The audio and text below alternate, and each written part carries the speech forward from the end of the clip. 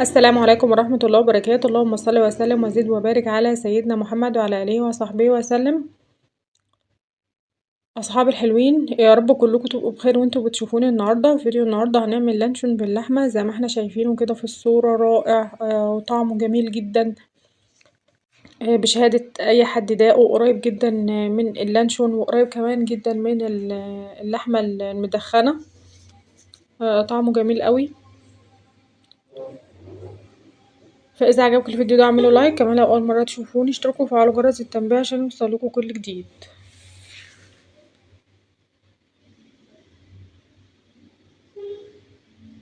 اول حاجه معايا ربع كيلو من اللحمه المفرومه، هحطها في الكبه، هزودها معلقتين ميه متلجه، بلاش تحطوا تلج عشان سكينه الكبه او الخلاط معاكم ما تتكسرش منكم.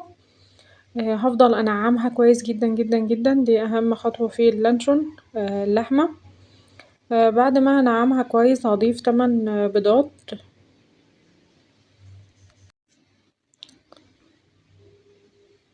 وبعد ما ضفت البيض هو يعتبر زي مادة سايلة كده، هضرب البيض تاني مع اللحمة فهينعم اللحمة اكتر واكتر.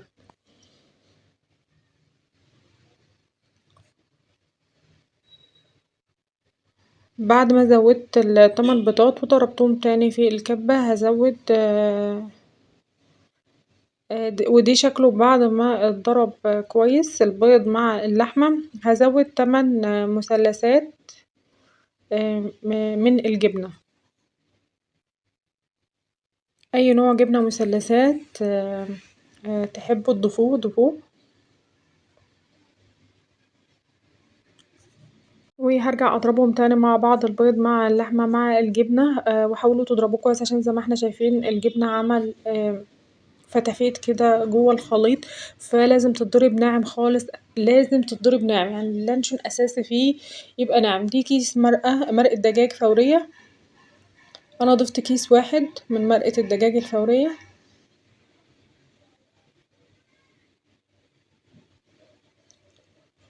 وهزود اللي هيدينا بقى طعم اللانشون معلقة صغيرة من بهارات البرجر، ده هيخلي الطعم معانا قريب جدا جدا من اللانشون. هزود كمان كبابة صيني وفصين من الحبهان.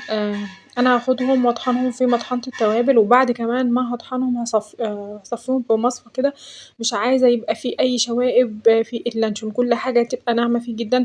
زودت نص معلقة من الشطة او البابريكا، زودت ربع معلقة من الملح، زودت كمان 2 قرن فلفل، 2 فلفل، اي فلفل حامي او بارد. زودت 4 فصوص من التوم وههرسهم في هراسة التوم، لازم يتهرسوا في هراسة التوم، متحطوش كده في الكبة والا هتلاقوا ان قطع التوم ظاهرة وبارزة جدا في اللانشون مش هتبقى حلوة معاكم، وممكن تلاقوا طعمه ان هو ظاهر. بين كل خطوة وخطوة انا برجع اضرب المكونات، يعني انا بضيف وارجع اضرب المكونات مع بعض. دي قطع من الجنزبيل الفريش، لو مش عندكم جنزبيل فريش هتحطوا جنزبيل بودر. انا نسيت دي كمان بهارات مجففة زودت منها، هو الاصل في اللانشون الروزماري، فانا نسيت اجيب روزماري والجنزبيل البودر، فزودت زي ما قلتلكوا قطع من الفريش ومعلقة كده من البهارات المجففة. لو مش عندنا خلاص هنستغنى عنهم الاتنين. هنزود 6 معالق من الدقيق ومعلقتين كبار من النشا.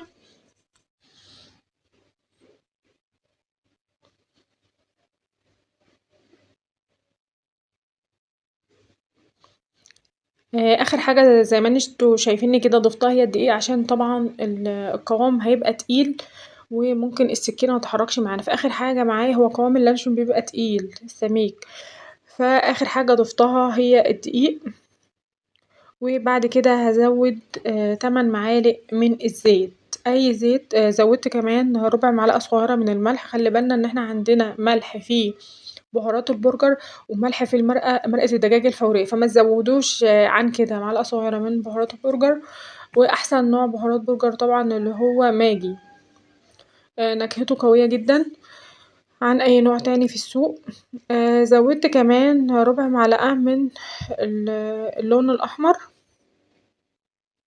أو حاجة اسمها دم الغزال بيتباع عند العطارين، بيدي لون أحمر بس مش لون أحمر قوي مش زي مثلا الألوان الصناعية أو الألوان اللي هي البودر. أنا زودت منه ربع معلقة صغيرة. جبت بقى صفيحة السمنة طبعا ودقينا عليها من ال الحواف اللي هي بتبقى اللي برا دي عشان نبقى نعرف نخرج اللانشون منها.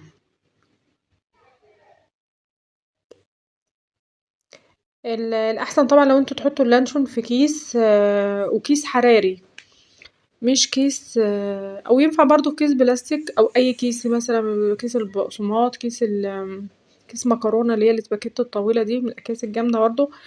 والأفضلهم طبعا كيس حراري. الأفضل إن هو يتحط في كيس عشان أي سوائل هتخش اللانشون يعني ايه هتبوظ السطح بتاعه. أنا هقص الورق الزيادة ده وأنا قلتلكوا كان الأحسن إن اللانشون يتحط في كيس عشان وتحاسبوا على اللانشون خالص من البخار ميدخلوش أي بخار خالص. وزي ما قلتلكوا الصفيحة بيبقى لها حافة كده هندق عليها بالشاكوش لحد ما نعرف عشان نعرف ندخل ونخرج منه اللانشون. كمان لو عايزين تخرجوا اللانشون بكل سهولة من الصفيحة وهو لسه سخن كده لسه سخن من على البوتاجاز هتعرفوا تخرجوا منه الكيس بكل سهولة. حطيت حوالي 5 فصوص كده من الفلفل الأسود وكمان بدأت أقلب كده عشان ميبقاش معانا فيه أي فراغات في حلة بقى على النار. الأحسن بقى كمان لو الحلة ديت حلة ستانلس اللي بتبقى عالية دي اللي بتبقى نسلق فيها اللحمة اللي بغطا دي الأحسن عشان يستوي من كل حتة ويبقى أسرع معانا. بنسيبه بقى على البوتاجاز لحد ما يستوي وبختبره بخلة بالضبط زي كيكة بخلة أو بعود شيش طاووق اللي هو الطويل ده بدخله في قلبه لو طلع عليه لسه عجين أو أي حاجة يبقى هو لسه مستواش بياخد حوالي ساعة على في المياه المغلية. وأنا بأكد عليكوا إن انتوا تغطوا حافة الصفيحة يا إما تحطوا اللانشون في كيس يا إما تغطوا حافة الصفيحة بورق فويل أو تكتموها كويس عشان البخار مينزلش جواها. هو البخار بس هينزل جواها هيعمل سائل جوا اللانشون إنما هو مبيأثرش في أي حاجة تانية. ركزوا في الخطوات حتى هي لو مقاديره كتير فانتوا ممكن تستغنوا عن حاجات يعني أغلبية التوابل دي إضافة من عندي عشان أنا عملته أكتر من مرة وحبيت أوصل للطعم اللي أنا بحبه. انتوا ممكن تكتفوا مرقة الدجاج الفورية ومعلقة من بهارات البرجر بس أي بهارات تانية زيادة أنا حطيتها دي حاجة من عندنا عشان أنا بحب الطعم ده وهتخلي معاكوا طعم اللانشون الأحسن. محبتش أحط زيتون عشان ميبقاش حادق معايا خفت بالرغم من الحاجات الكتير اللي احنا حاطينها بس لو حطيتوا زيتون ممكن يبقى حادق معاكوا.